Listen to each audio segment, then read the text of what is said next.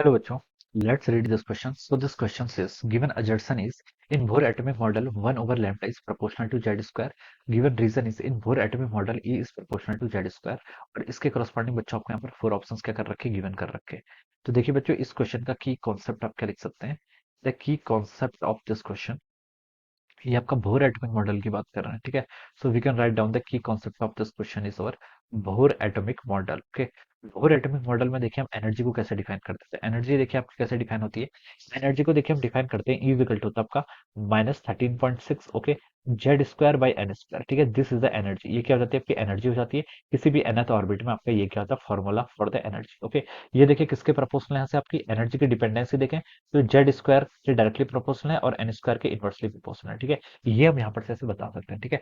तो देखिए यहाँ से हम बता सकते हैं जो आपको रीजन गिवन कर रखा है एनर्जी है, it is directly proportional to Z square, ठीक है। तो ये जो आपका रीजन है बच्चों, ये तो आपका बिल्कुल करेक्ट है, ठीक है। और देखिए आपको क्या बता रखा है, आपको वन ओवर लैम्डा, लैम्डा क्या है, lambda is the wavelength of the photon, photon की वेवलेंथ जो क्या करेगा, आपका ट्रांजिशन करेगा, ठीक है। अब देखिए यहाँ पर आपका ट्रांजिशन हो रहा है कि यहाँ से हायर स्टेट से मान लीजिए कोई इलेक्ट्रॉन के अगर आपका ट्रांजिशन कर रहा है लोअर स्टेट में, तो ये क्या करेगा, एक फोटोन को रिलीज करेगा जिसकी एनर्जी कितनी होगी बच्चों, एच सी बाई लेमडा के इक्वल होगी। कितनी होगी आपकी, एच सी बाई लेमडा, ठीक है। तो यहाँ से हम लिख सकते हैं, देखिए जो आपकी एनर्जी होती है, this is the difference of energy. मान लीजिए आपकी क्या है, ये आपकी इनिशियल स्टेट है, ये आपकी फाइनल स्टेट है। तो मैं लिख सकता हूँ बच्चों यहाँ से आपका एच सी बाई लेमडा हुआ, ये किसके इक्वल होगा, ये आपका ई आई माइनस ऑफ ई एफ के इक्वल होगा, ठीक है। ये मैं यहाँ पर से ऐसे बता सकता हूँ।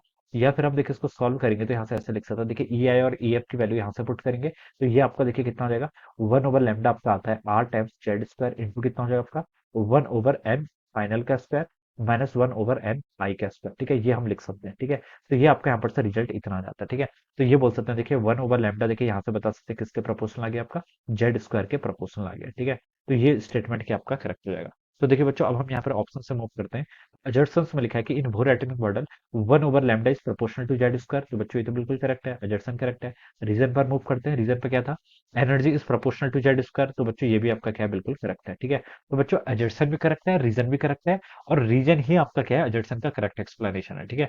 रीजन देखिए आपका क्या था, एनर्जी जेड स्क्वायर के प्रोपोर्शनल है, इसी को हमने यहाँ पर यूज किया, देखिए एनर्जी का डिफरेंस, ठीक है।